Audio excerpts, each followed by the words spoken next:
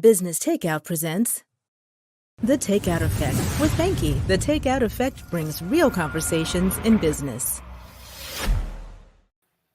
Welcome to The Takeout Effect, bringing you real conversations in business. I'm your host, and my name is Banki. The Takeout Effect is brought to you by Business Takeout. Business Takeout is a nonprofit social enterprise. Its mission is to increase Black wealth and empower Black entrepreneurs. Tonight's guest is a criminal defense lawyer and human rights advocate. He was the recipient of the Dean's Gold Key at Osgood and the 2018 Memorial candidate. He's also the co-founder of the Osgood Society Against Institutional Justice. Please welcome Knia Singh. Hi, Knia. How are you doing today? I'm fine. Thank you, Banki. Thanks for having me. Great. Did I get everything correct? I was just going off your Instagram. Yeah, you did. You got everything correct. Amazing. So there's so much that we're going to discuss tonight. We're going to find out more about your entrepreneurship journey, as well as your journey as a human rights activist. We're going to talk about human rights from an entrepreneurship point of view, business tips, and so much more.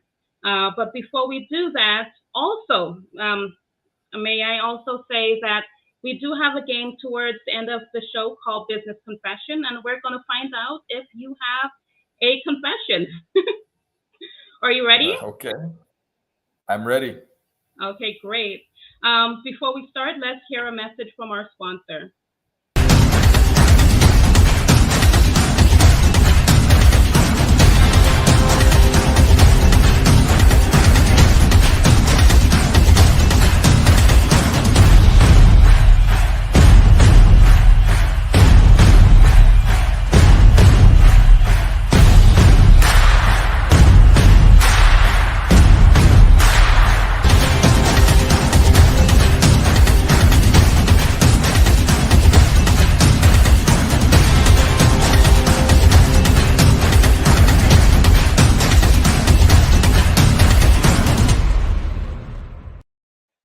Welcome back. Hi, Knia. Thank you so much for spending time with us today. We're going to have a business conversation from your point of view as a human rights activist and also as a lawyer. Can you let everyone know who you are and what you do? Well, my name is Knia Singh, and I'm a criminal defense lawyer. But just like everybody else, I'm a human being and I'm an average person. I'm a lawyer not because I'm seeking prestige or financial gain. I'm a lawyer because I know our community needs legal representatives that are in the best interest of our community. So that is why I switched careers a bit later in my field. And I'm here to serve the public, to ensure that the average person doesn't have their rights trampled on. And it's a good skill to have. Understanding the law is probably one of the most powerful tools you can have. I couldn't agree with you more, because I find that as we maneuver into this world, a lot of people don't know what their rights are in many different aspects. And if they did, they would be making better decisions, right? Yeah. In many, I would say when it comes to life purpose, and based on what I've read, I believe that the path that you're on right now, and I could be wrong because I don't really know you, but I know of you. But I do believe that your entrepreneurship journey that you're in right now is based on what looks to be your life purpose. Can you tell us about your entrepreneurship journey and how it started? Sure. It started in 1990. Well, actually, I was going to say it started in 1993, but it actually started probably somewhere around 1981. I can remember when I was very young, my father worked at a plant that manufactured hats, and we were into breakdancing. Painter's hats is what he used to bring home for me. So I ended up starting to sell these painter hats to all my classmates and create a breakdancing crew. That was my first entrepreneurial endeavor. And then the next one, he brought a bunch of little plastic wallets, and I invented a key, a double-sided tape with a key. and I was selling those for $1. So that was my first introduction into entrepreneurship. But real significantly was around 1993. In between 1990 and 1992, I used to dance for a rap group. My background is in music and music production, but I used to dance for a rap group, and I used to want to be in the studio because I loved hip hop so much and I was so involved in the music. But the artist I was working with wouldn't let me into the studio. So I eventually said, you know what? I'm just going to save my money, buy my own equipment, and open up my own recording studio. And I did that. And I recognized that at the time in the early 90s, there were no real hip hop studios you can go to. If you wanted to make music, you had to go to people who produced rock music. And understanding that the people who engineered rock studios didn't really understand hip hop, I saw an opening for a market whereby if you understood hip hop and you understood recording equipment, you can open business. And sure enough, when I opened up my studio in 93, I was one of the most heavily trafficked hip hop studios in Toronto, spanning all the way from Durham region to York region to Peel region. And that gave me a wealth of experience in dealing with people. So that was really my first entry into entrepreneurship. Nice. And what I really loved about that story is that you found a problem, right? And it became the solution. So a lot of the times when we stumble on a business venture, it's because we find different things that are lacking in our society, in our life, basically. And you're able to then provide a business that offers a solution to that problem, which is amazing. Just going through some of the stuff that you've done in terms of community building, you were on the chair of the Caravana committee, if I'm correct? Yes, that's correct. I was actually the first Canadian born chair of Caravana Arts Group, which is the official Caravana group. We know that in 2006 and 2007, there was this transfer of funding from the city to another group, the Festival Management Committee. And unfortunately, since then, they haven't let go of the ownership or the funding. But I was involved in 2007 because I saw something that our community built. And I was very concerned that we have lost control. And knowing the Black community, we didn't have much to really say, hey, we have something. But Caravana is the biggest festival in North America, and it generated millions of dollars every year. And the fact that we seemed to be losing it was puzzling to me. So I said, let me put forth whatever my skills and knowledge are to this endeavor and assist. And quickly I was appointed to the board. And by 2012, I was elected as chair of the board and led the endeavor to try to get the licensing back from the city. We ended up getting a settlement with Scotiabank, but that wasn't the real objective. The real objective was to return power into the community. And I'm sure you know, Banki, our community unfortunately has a lot of people on different sides. And when something suits them, they will take that position and not look at what's best for the entire community. I always try to focus on what's best for all of us.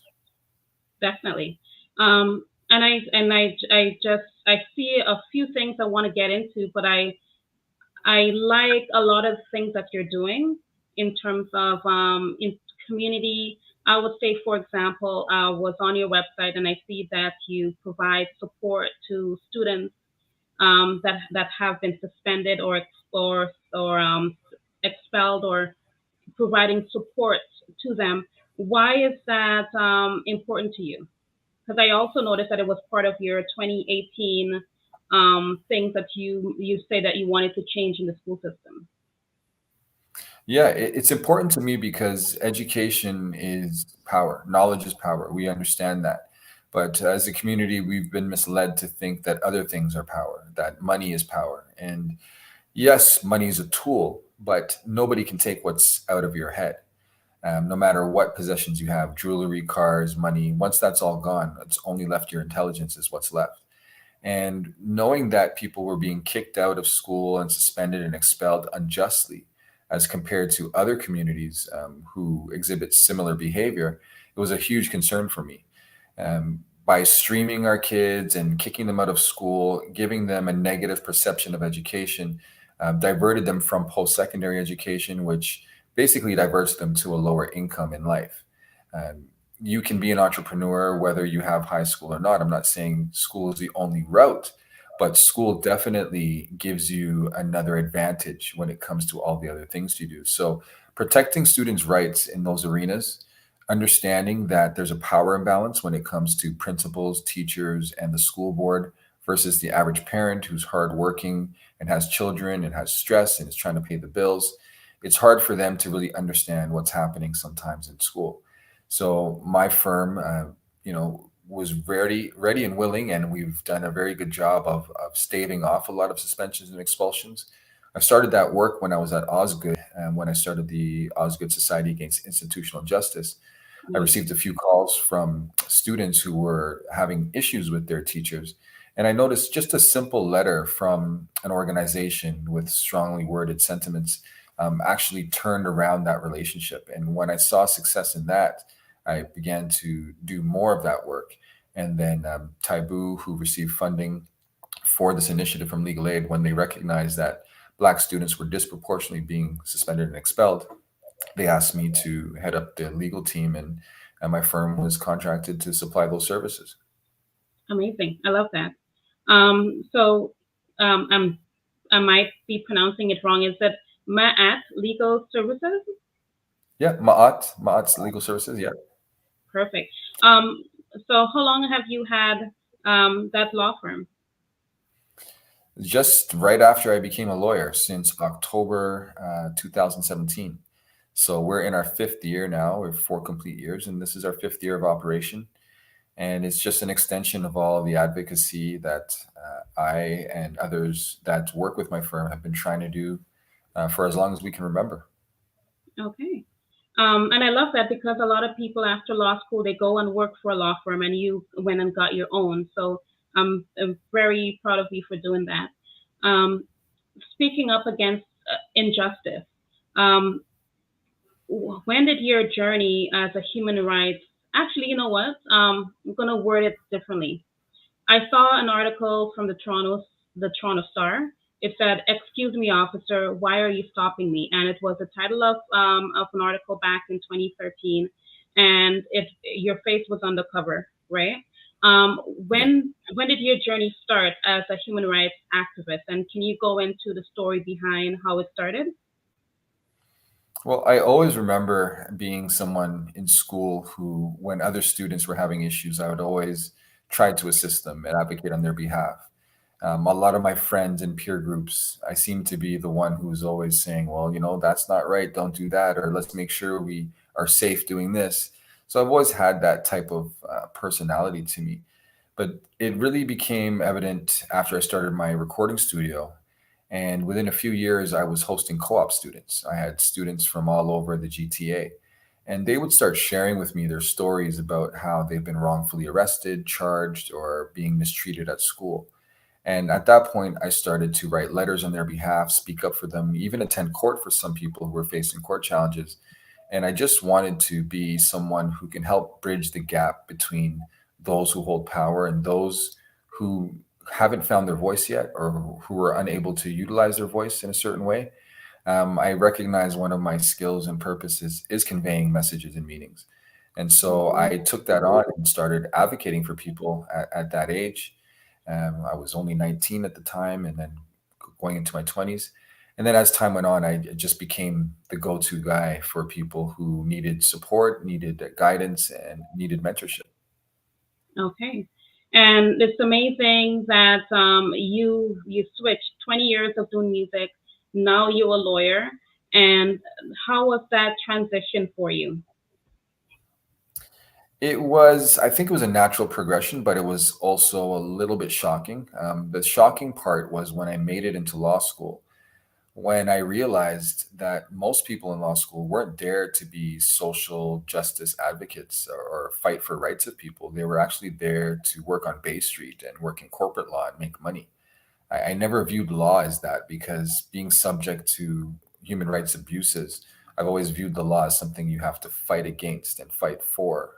Hmm. So that was the issue that I was facing when I went there. But other than that, it was a great experience. I was embraced by the legal community, by the dean and other people. And I was able to turn what I saw or what I experienced into a challenge to the status quo, into challenging what the common narratives were about Black men and about who should be stopped by police and for what reason. Knowing that me, as someone who's never been arrested or never been charged, to constantly be being stopped just because I'm driving a car was a huge problem, and that problem had to stop.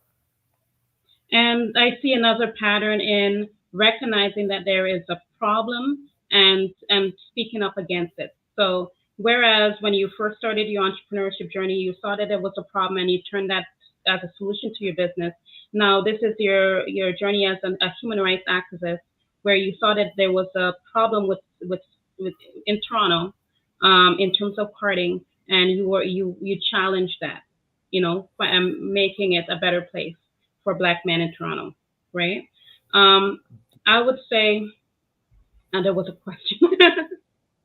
I would say that your music background led into being who you are, like the environment, the community building, with that led you into becoming who you are today, and not being the corporate lawyer that is that people think as I'm trying to find the right words, that don't help the people. I see you as someone who helps the people, right? Yeah. So what's your take on that, in terms of both paths blending together and turning it into who you are today? Well, it's I guess what it is you can chase money or you can chase justice. Chasing both at the same time is a little bit difficult, because there are times, if you are an advocate, there are people who need your help and they're not going to have the money to pay you. And if you're such an astute business person, everybody pays and everybody pays on time. If you're going to be social justice, you have to kind of not live by that motto or that rule, because people need you. So it was a bit difficult, and it still is difficult to have the balance between helping the community and gaining an income. I see that life is about happiness, and it's about having a good quality of life. And Yeah. money is a tool to achieve those things, but it's not the ultimate goal. I don't think anybody would trade $1 million for their wealth, their health. And if they would, I think if they ever fell ill, they would gladly trade it back. They'll trade that $1 million back for their health. So I look at the same way when it comes to community rights and community well-being. If I can be a conduit to help people achieve justice and help people be protected from human rights abuses, I'd rather that than any financial gain that I can make. You do have to draw a line and ensure that people don't take advantage of you because you are willing to help them. I've gone through that. I've had clients who are always calling on my help, and I rarely get paid or don't ever get paid, and I'm always getting them out of a bad situation. But at the end of the day, again, sometimes people just need that. And if you can be successful in your own right and be stable in your own right without really hurting yourself, then that's the good thing to do. And it's really about putting people first. I'm a humanist. I'm all about making sure that I can use my skills to help someone else's day get brighter if I can.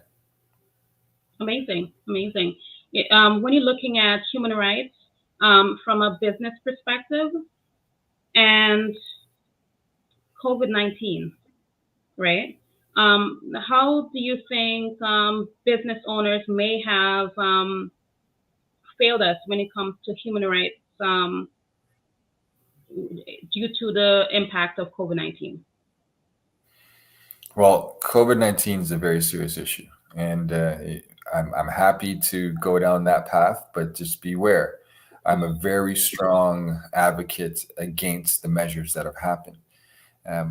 What has happened from my perspective is the government, the Ontario government, the provincial government has basically stifled businesses. They've made a lot of businesses go out of business due to these mandates. And human rights really fall into play because when you demand people do things against their will or without the knowledge of what they're getting into, that's a human rights abuse. Um, Mm-hmm. we are so used to following what we're told. We have been trained to not question things. And COVID-19 is a perfect example of how that training has now come into effect in place. And when we are told, you must do this, you must do that, you can't do this, you can't do that, and people just go along and agree with it, that's a really serious problem. It's a serious problem because then we eliminate our critical thinking. And if Yeah. you are going to be good at anything you do, you have to critically think and analyze your situation. I think the COVID-19 pandemic, as they call it, if you analyze what's happened over the past 2 years and really backtrack and say, was that necessary? Was that necessary? You'll probably start to find that it wasn't. Pfizer just released information saying that their vaccine has no difference to natural immunity. So why have so many people taken something that potentially can have adverse side effects? And why has the government stressed and said this is the only way out? And why have we lost our rights to travel on airplanes and trains and other methods, or go to restaurants for a period of time, or go to venues, all because we're told this is the way to go? One real important aspect of human rights is you have to demonstrate why you're doing what you're doing. If this Mm-hmm. was Ebola, if this was a disease that killed people within days of contracting it, I'd be all for it. I'd be all for lockdowns, and I'd be all for shutting things down and taking whatever precautions can be made. But when you analyze it, the death rate is 0.095%. That's less than 1%. And when you look at the people who are dying, unfortunately, those are people who are over 80 years old and with comorbidities. So we've just taken a blanket approach to COVID-19 and labeled everybody at risk, when really there's a specific segment of our population that the resources should have been focused on and protected, and allowed everybody else to continue with their daily lives. But the mental stress, anxiety, loss of business, loss of income has created far more side effects than the virus alone. I agree with you. There's just a lot of things have happened. The whole COVID-19 thing just seems to be like a roller coaster, right? People are really, workers are given ultimatum, take the vaccine or not work, those type of issues. Then you have people who have taken the vaccine because they wanted to keep their job, then end up having to have health issues as a result of taking the vaccine that no one's taking the blame for. It's more of, it must have been something else why you had blood clots in your legs. There's always those type of issues as well. One thing I like about what you said was, I saw a post a while back on Instagram.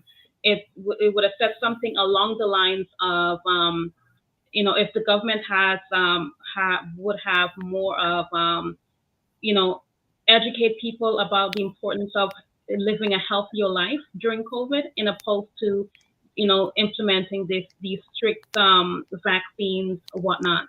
And I agree with you on that as well. I also wanted to talk about, I'm just looking at my notes here. I wanted to talk about economic rights, and how it plays a role in human rights. And as I'm writing this question and as I'm going through my notes right before the interview, I also thought about the Emergency Act and ways that that could be a violation to your economical rights. And what are your takes on that? Well, everything that's happened without demonstrating why it's justified has been a violation of our human rights and economic rights and social rights. In order to uphold any infringement upon our rights, the government has to demonstrate why it's necessary. And just quoting projections and medical health opinion makers constantly, and repeating that over media over and over again is not sufficient to say this is necessary. I totally agree with you when it comes to health. I had a radio show on CFRB 1010 for about a year, just when the pandemic started. And that was the one thing I kept stating, is that if you want to stay safe, the first thing you do, regardless of any type of vaccine or social distancing or masking, is ensure your health is optimal. Because viruses only affect you when your immune system is low. And if you allow your immune system to be low due to poor eating, lack of exercise, lack of good mental habits, then you're going to be susceptible to infection. And these were things that our government failed to do, our medical professionals failed to do. And unfortunately, because of the control of the narrative, we haven't seen any comments on that until recently. Only in the past few months has evidence started to surface to say, oh, well, we should be focusing on health. Oh, well, natural immunity is as strong as the vaccine, or even stronger, it lasts longer. So, I guess really you have to read between the lines and see, why are they trying to make everybody shut down? Why are they trying to limit people's movement? It has to be more than what we're being told. And it's not a conspiracy theory. That's just factual reality. And again, it comes down to critical thinking, evaluating, and understanding what we're up against. And when you look through history, governments and media haven't always been on the population side. It seems like there's always this striving towards hysteria. There's always this agenda to make people fearful. And fear is what has overtaken. Okay. I'm going to, sorry to interrupt a little bit. I'm hearing a static, and I'm not sure. Are you hearing it? No, but because I have to sign in under the browser, sometimes that happens. I may have to sign out and come right back in if you don't mind. I apologize for that. All right. I'll play the commercial, and we'll both come out and come back in, okay? Okay.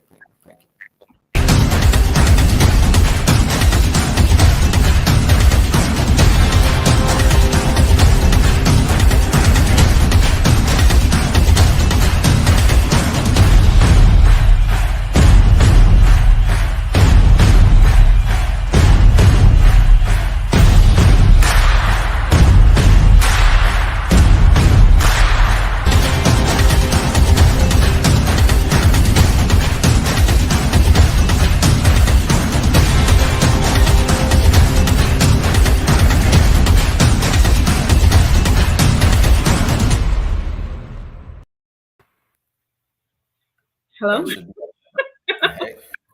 It's a lot better. Okay, perfect. If it happens again, just let me know, and unfortunately, we'll do the same thing. Okay, definitely. So, Freedom Convoy, right, has really brought international attention, right, to what's happening in Canada. And it really put a spotlight on individual rights and what our social responsibilities should be, right? What's your take on, what went down, and how do you think, even from a business standpoint, human rights standpoint, what's your opinion about it? Because I know that you've been actively speaking on it. You've been in Ottawa a few times talking about it. Can you just let us know your thoughts on just the Freedom Convoy and why it is something that I would say not only Black communities, Black entrepreneurs, but all communities should have really taken a part of? And before I even ask you that question, I just wanted to really bring light to, I believe that it's something that everyone should have really taken notice of and really fought against, fought along with the Freedom Convoy, right? But what I'm looking back at how society, as you've mentioned earlier, have always is trained to do what the media says is right, or it's just we're trained to act accordingly when things are happening and it's really time to stand up, right? But we're not standing up because we believe that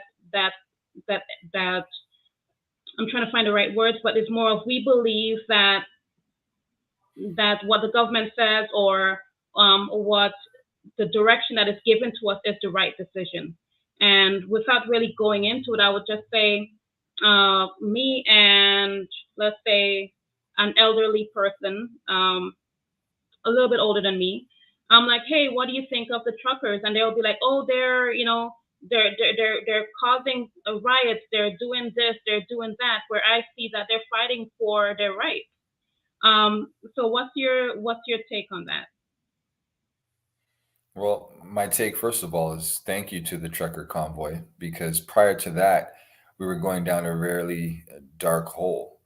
Um, the trucker convoy really drew attention to Canada, drew attention from the world, and showed the Prime Minister and all the other people who support these mandates that Canadians aren't going to stand for this. And there's a segment of our population that will go along. There's a section that, because of the indoctrination and the propaganda, they've become fearful.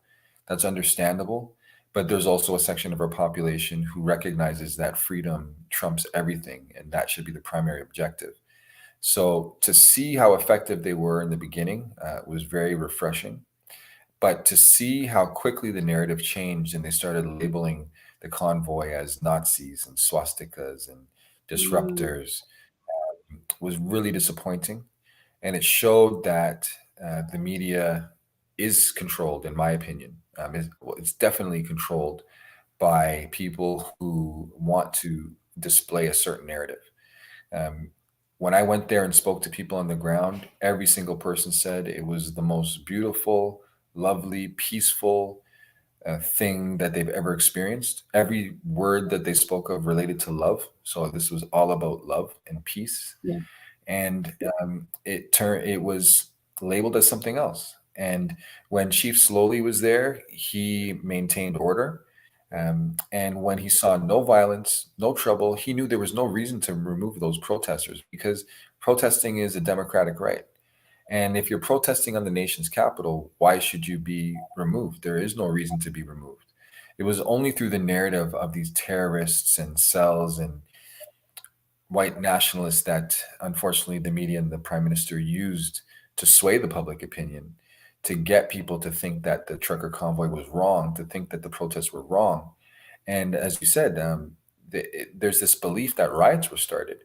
If we look through the history of those 3 weeks, there was not one riot. The only violence that ever occurred was from the police that were there when they started abusing the protesters. So between the Emergencies Act, which was totally unnecessary, um, Mm-hmm. it was an abuse of power, and down to the misrepresentation of the trucker convoy, we've just had a complete demonstration of how far the powers that be will go to change the narrative. They basically lied to the people. And if you search CBC, you'll see there's a CBC article that says we were wrong. We apologize. They retracted statements and corrected statements, connecting the convoy to certain illegal activities. So it served its purpose for their objective at the time. What it did was just divide the country. This country is a beautiful one, at least for the years that I've been here, but it's turning into a very ugly one when it comes to how things are portrayed. And I'll be honest, prior to my arrival, it was an ugly one, because the whole foundations of Canada are built on segregation, built on conquering. The indigenous people of this land have had all their land taken. There's treaties that are not honored, and they continually are at the bottom of the barrel when it comes to services, rights, and benefits. So it's just sad to see such a country that over the past 40 to 50 years was really on an upward trend, to being a beacon of unity, of international, an example of how international communities can live together, and to see it all turned on its head with this unvaccinated versus vaccinated dichotomy, which is purely discriminatory. It's really discrimination by design. This wasn't a naturally occurring phenomenon. This was designed by people repeating false statements and instilling fear, and basically relying on the average citizen who believes this is a just world. We all believe that if you work hard, you pay your rent, you get an education, you will be successful. That works for some, but not for all. And that is the sad reality of this. And I'm disappointed with how such a beautiful event with the Freedom Convoy turned upside down into what we saw it turn into. Definitely, and I definitely agree with you on that. I wanted to also just kind of switch it up a little bit.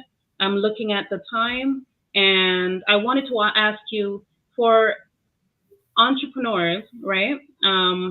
Any type of business tips you'd have for new entrepreneurs, based on your human rights, based on your entrepreneurship journey. Anything that you would like to help in terms of business tips? Sure. For businesses, number one, stay on top of technology. I find that there's a lot of good businesses who create a good model and they're successful. But when technology changes, there's an opening for another business to overtake them if they stay on top of their technology. And when we get comfortable doing things, sometimes we don't want to change. But if you don't change with the times, you will be left behind. That's one aspect. Another tip I would give is keep all your records. Keeping records of how much money's going out, how much money's coming in, what you're doing, evaluations. Those things are so critical to look back and reflect to make better decisions going forward. I can say I'm guilty of just being so busy. Sometimes that becomes a challenge, but I always wish I can slow down and stay on top of those things because that is what creates successful business. And another thing is putting your clients first. Really pay attention to what your clients' needs are. I will say to all our Caribbean food store owners, your oxtail is priced too high, and your servers need to smile more, right? I am a person who will rather spend my money in our community, and I will go out of my way to do that. But there are times where I have to walk out of stores because the service is just deplorable and the prices are just too high. It doesn't make sense. So you have to be in tune with your market, and trying to make a fast dollar isn't as effective as making an honest dollar and making a good dollar. Because when you make a good, honest dollar, that repeats itself and it grows exponentially. And when you make the fast buck, that may come for a brief period of time, but it will quickly go. Definitely. Work-life balance. How do you deal with that? With being busy, running a law firm, I have a being a lawyer. Yeah, I have a hard time with work-life balance, but my music background really helps because I love music. So I will play music whenever I can. I love company and games, so I will try any opportunity I get to do something socially. I will take it if time allows. That's the only way to balance all the hard work. I work 7 days a week. I don't have a day off. And that is just the nature of my business. And not everyone has to have it that way. But you have to work, you have to play as hard as you work or work as hard as you play. If you do too much of the one or the other, it's going to be unproductive. I'm sure you might have a lot of money if you work more than you play, but you won't have an enjoyment in life. And if you play way more than you work, your life will only be happy when you're partying and playing rather than working. So all I can say is know that put in a good day's work, and you can enjoy your evening or your weekends. So it is a balance. It is a struggle for some. I'm in a unique position, and not everyone has to kill themselves to do good. And I hope most of you out there can recognize, balance the two, because when you have a good time, you can always get back to your work and really be effective in your work, as opposed to feeling like you're always bogged down with too many tasks. I agree. Sometimes when you step away from what you're doing and then come back in it, you're getting a different perspective. You're getting to see things differently, and it opens up creativity. Especially for me, who I do graphic and web designing, so I can't always be in front of the computer. I need to get away from that sometimes, right? Yes. Um, Yeah. I really enjoyed speaking with you today. So we've really discussed your entrepreneurship journey, how it started from dancing, right? All the way to you being a lawyer, Yeah. the human rights issues that are important to you and should be important to all of us, right? When it comes to, you know, issues around COVID-19 for business owners, when it comes to the Freedom Convoy, and why I believe and we both believe that it was everyone's fight, right? For everyone to stand up and in solidarity, right? Also, Yeah. in business tips that entrepreneurs can live by, which I think is really important, and I thank you for sharing that with us today. We're going to go towards the game part of the show. So there is a game. It's called Business Confessions. And what it is, I will give you a business scenario, and you will respond either with a lie or a confession. Are you ready? Okay. I'm ready. All right, let the game begin.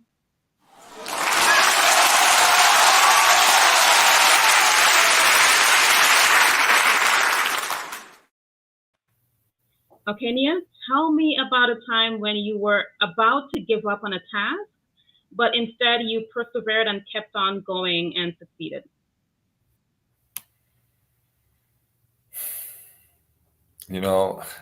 To be honest, I can't recall any time like that. I think sometimes to my detriment, I'm overly persistent. I Mm. don't give up on things. I have a criticism of some of my legal colleagues who say, why do you go out of your way for this case? Or why do you keep fighting this case? And just today, my colleague said to me, Knia, I was trying to tell you not to keep fighting that case. And then at the end of the day, 3 years later, you were right. Like I end up getting a withdrawal from my clients rather than a plea for a discharge or some type of peace bond. I think when you really believe in something and you know that it is the right thing to do, you should never compromise your values just so it's done quicker or easier. So I just can't recall when I've ever thought I was going to give up something. Actually, there's one thing that comes to mind.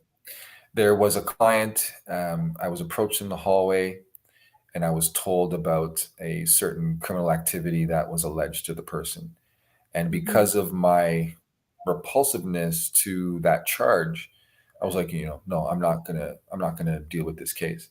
And then I stopped myself and I said, wait, I became a criminal defense lawyer because I recognize that sometimes people are wrongfully accused or wrongfully charged.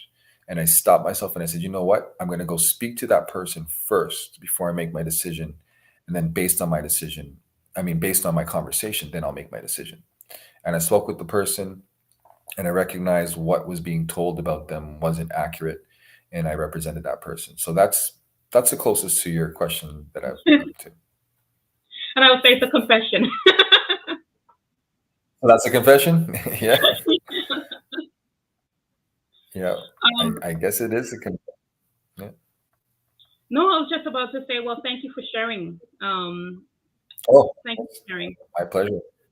And I really think that when you enjoy what you do, which for me it sounds like you enjoy to help others, you're there to serve and help against injustice, and because of that, I believe that is why you persevere. Absolutely.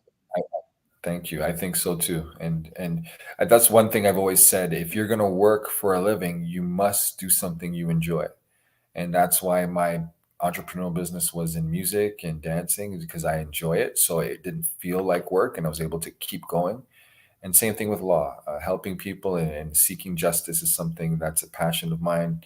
And it doesn't always feel like work. So that's a benefit. Okay.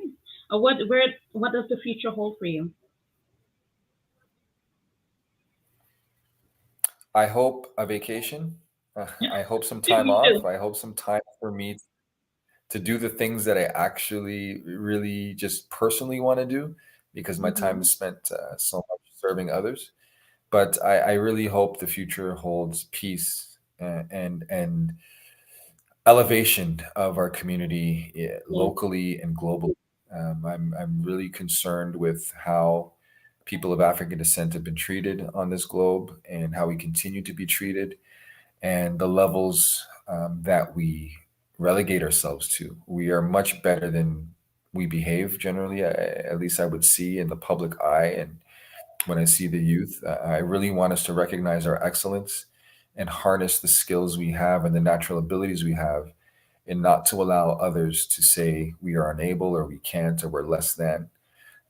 So the future for me just holds consistently advocating for the community and for all humans, Yeah. because I think the human race is now the oppressed race based on what we're seeing. This is no longer just about color or religion. This has become about class and become about humans. Oh, So we have to really recognize this and fight for our rights as human beings to be natural, to be prosperous, and to have all the rights that every living human being should have. okay. And thank you. And I agree. And it's been a pleasure speaking with you today. If anyone wanted to reach out to you, how can they do that? They can reach out through our website, maatlegal.ca. That's MAAT legal.ca. And in there in the contact section is our contact number for the office and emails, and they can contact us that way. I'm always on, well, I'm not on Instagram all the time, but I have an Instagram. So you can always follow me at Knia Singh or on Twitter at Master Knia. And you can see things I talk about and just support any movements we have going forward. Great. Once again, it's been a pleasure speaking with you. For anyone who's watching, if you like this episode, please click like, share, and even subscribe if you're watching from our YouTube channel. Thank you so much for tuning in, and see you next week, Thursday. Knia, thank you. Thank you. Sorry, I'm like the whole interview, I've been fumbling on my words, but thank you so much. And yeah, bye everyone. Thank you, Banki. It's been a pleasure. If you enjoy our programming and want to help support Black entrepreneurship, please donate today. www.businesstakeout.com/donate.